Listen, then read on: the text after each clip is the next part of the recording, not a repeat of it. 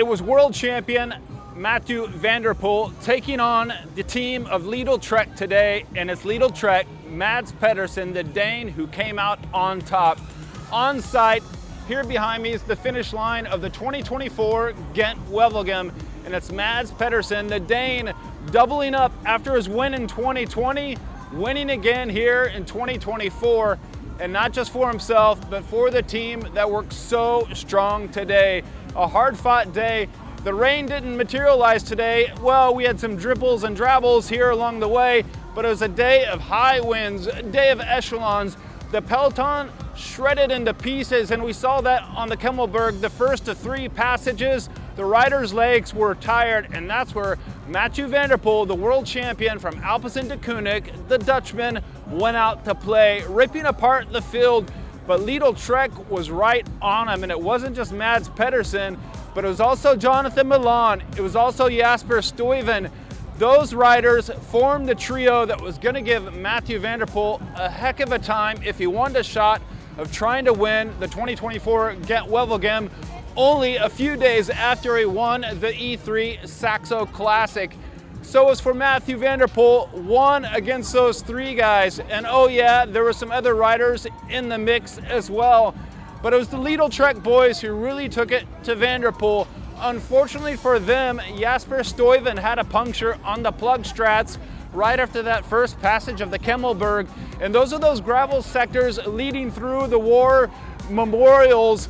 There, unfortunately, the day was over for Jasper Stuyven. It was down to Jonathan Milan, who was a little bit up the head in the road. And then back there with Mathieu van der Poel was former world champion Mads Pedersen, world champion from 2019.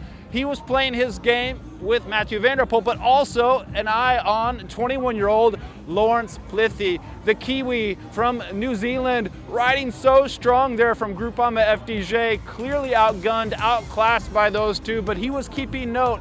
He said to me afterwards in the finish interview that he saw that Mathieu van der Poel was really shooting a lot of bullets to try to hang on with those Lidl-Trek boys, but he was doing everything he needed to do.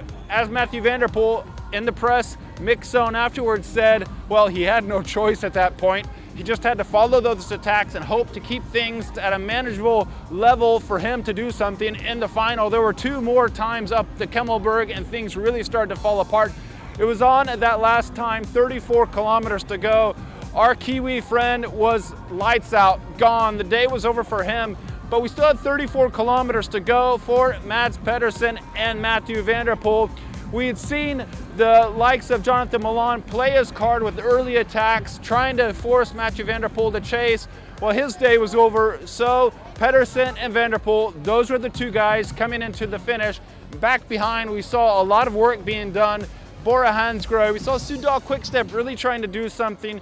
Visma Lease a Bike, the new team name for Jumbo-Visma from last year. They were trying to do things to keep things at a good point for Olaf Koy in a sprint. And back behind Mathieu van der Poel, the card he had to play was Jasper Philipsen, the winner of Milano-San Remo.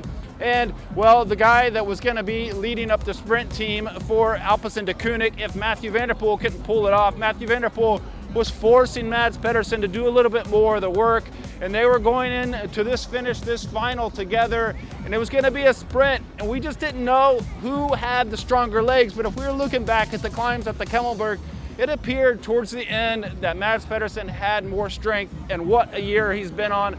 Early stage wins in races, then the strong ride in Paris-Nice, riding for his teammate Matthias Skilmos, and then coming in to Milano-San Remo, where him and Stuyven did such a great ride.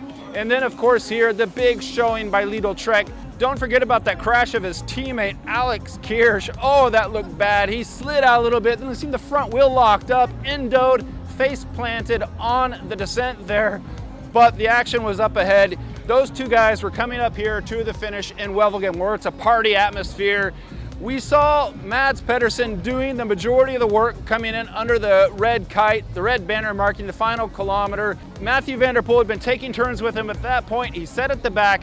We saw 500 meters, 400 meters to go. Then Mads Pedersen opened up the sprint. Mathieu van der Poel from behind shot to the left and looked like he was going to come around Mads Pedersen, but at some point the lights went out on the world champion, winner of E3, Saxo Bank. He knew his day was done. He sat up and let Mads Pedersen, the Dane, celebrate his second victory after 2020, this year in 2024, the winner of Gent-Wevelgem. And back in the group behind, Jasper Philipsen, Van der Poel's teammate, had been watching the wheels, playing defense. He was able to save some strength, but it was Bora Hansgrohe. The team benefited with Jordi Meus winning the bunch sprint for third place. Philipsen got fourth, and then we saw fifth place, I think it was fifth place, Jonathan Milan from Lidl-Trek after doing all that work for Mads Pedersen earlier in the day. If you're looking at the bunch as well, we saw Biniam Gourmet in the sprint. He was a winner here at Gent-Wevelgem a few years back. And further down, well, Soudal Quickstep, they tried to do something today, but Tim Merlier, I think he got around 7th or 8th place on the day. But a day of celebration because Mads Pedersen pulled it off after 2020. He's back in 2024. The 2019 world champion wins here at Gent-Wevelgem.